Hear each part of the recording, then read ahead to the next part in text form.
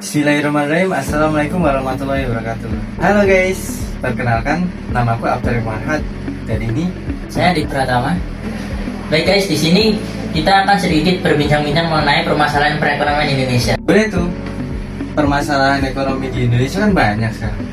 Nah, pas banget aku ada satu pembahasan yang menarik untuk pembahasan malam ini. Wah, apa tuh? Nah, kalau mau tahu, mari kita sama-sama simak video satu ini. Dan nanti inflasi terus del, tahun depan del semua ada, del semua naik semua adalah harga-harga akan naik semua itu tahun depan. Yang tidak naik hanya satu, harga diri. Sampai 2026 Desember itu puncak-puncaknya inflasi, dan 2027 baru ekonomi bergerak. Oke, baik teman-teman. Dari cuplikan video tadi, dapat kita ambil bahwa kasus yang terjadi di Indonesia belakangan ini adalah terjadinya kenaikan inflasi secara terus-menerus hingga puncaknya yaitu pada bulan Desember 2026. Oh, jadi pembahasan buat malam ini yaitu tentang inflasi loh. Ya, betul sekali. Bentar nih, mungkin sebagian dari kita ada yang belum tahu tuh apa itu inflasi. Sebenarnya inflasi itu apa sih? Baik teman-teman, sederhananya inflasi itu ialah terjadinya kenaikan harga barang dan jasa secara terus-menerus dalam satu periode waktu tertentu. Nah, periodenya itu bisa berupa triwulan, bisa juga 6 bulan, dan bahkan bisa juga 1 tahun. Nah, yang naik itu bukan cuma 1-2 barang doang, tapi naiknya itu secara keseluruhan, dan itu terjadi dalam satu periode waktu tertentu. Nah, semisal nih ya, kita pada tahun lalu itu dengan uang 10.000 itu bisa mendapatkan nasi ayam geprek plus es teh.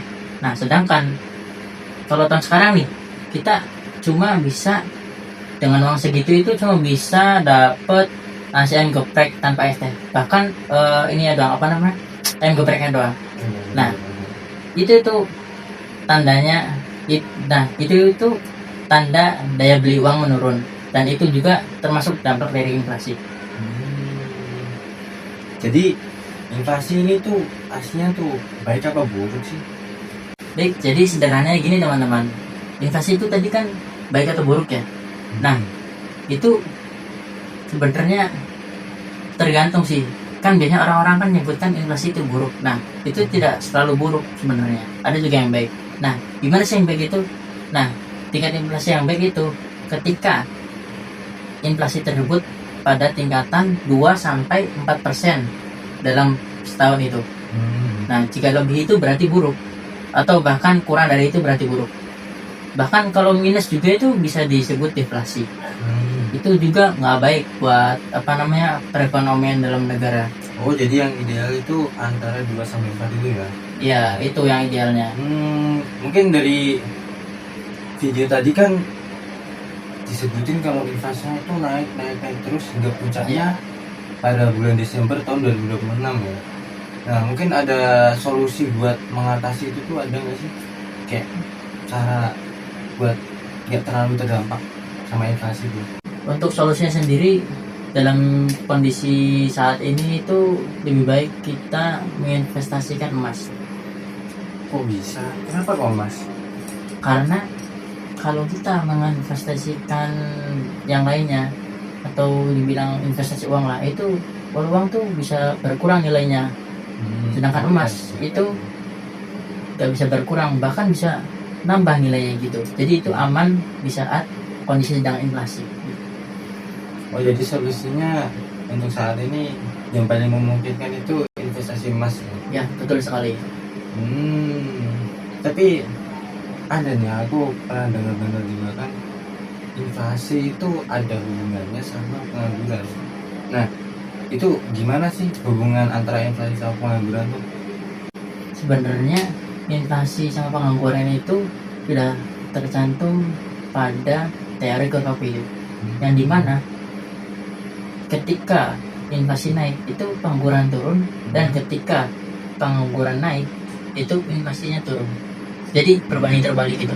Jadi berbanding. Kok bisa itu? Maksudnya bisa berbanding terbalik itu gimana maksudnya? Kok bisa kalau misalkan inflasi penganggurannya naik, malah justru inflasinya turun? Tapi kalau misalkan inflasinya naik, malah penganggurannya ikut turun gimana? Karena waktu pengangguran turun nih, kan orang kan pada bekerja tuh, pada punya upah masing-masing. Nah, otomatis daya belinya itu tinggi, sehingga para produsen itu tidak bisa mencukupi antara permintaan dengan ketersediaan barang yang ada, sehingga mau nggak mau produsen itu memaksakan nilai itu naik gitu, sehingga bisa terjadi inflasi. Begitu juga sebaliknya. Oke, baik teman-teman, tadi kan kita udah tahu tuh tentang apa itu inflasi, terus inflasi itu baik atau buruknya, kemudian tadi solusi dari inflasi tersebut, terus tadi hubungan inflasi dan pengangguran. Nah, terkait pengangguran nih, kan kita taunya pengangguran tuh ya kayak ya udah pengangguran gitu. Nah, gimana sih menurut Anda pengangguran itu? Ya, pastinya itu pengangguran itu terbagi menjadi 6 jenis. Nah, yang pertama yaitu pengangguran fiksional. Pengangguran fiksional yaitu pengangguran yang terjadi sementara ketika seseorang yang ingin berpindah pekerjaan ke pekerjaan yang lebih cocok untuknya, itu pengangguran fiksional. Terus yang kedua yaitu pengangguran struktural. Pengangguran struktural adalah pengangguran ketika ketidaksesuaian antara keterampilan tenaga kerja dan kebutuhan pasar tenaga kerja. Nah, terus yang ketiga yaitu pengangguran siklikal. Pengangguran siklikal ini terjadi ketika fluktuasi siklus ekonomi, terutama pada saat resesi. Nah, pada saat resesi atau pada saat ekonomi lesu, banyak perusahaan yang melakukan PHK. Terus yang keempat yaitu pengangguran musiman. Pengangguran musiman ini adalah pengangguran yang terjadi ketika musim-musim tertentu. Contohnya petani dan juga nelayan.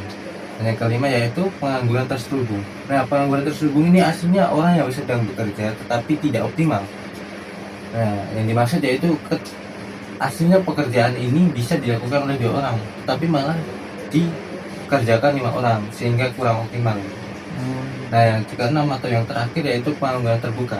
Pengangguran terbuka adalah pengangguran atau orang yang tidak bekerja sama sekali ataupun orang yang sedang aktif dalam mencari pekerjaan. Itu pengangguran terbuka. Nah, itu tadi 6 jenis pengangguran. Jadi pengangguran itu nggak cuma pengangguran aja, tetapi ada jenis-jenisnya pengangguran, yaitu 6 tadi.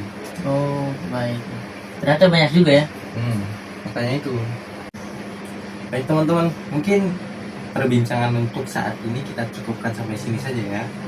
Nah, kita udah tahu tuh tadi pembahasan kita yang pertama yaitu apa itu inflasi. Inflasi itu baik apa enggaknya.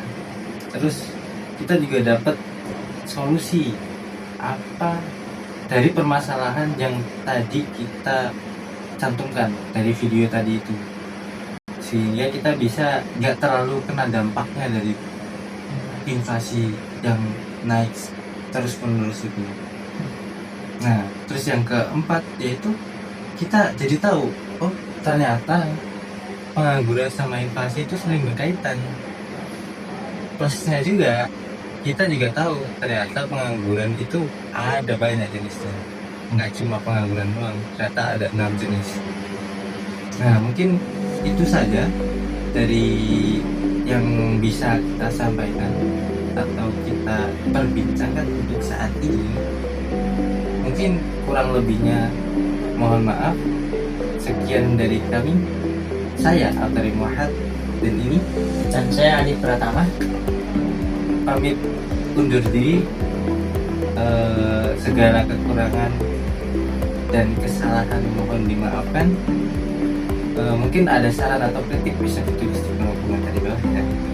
Mungkin cukup dari kami. Sekian, wassalamualaikum warahmatullahi wabarakatuh.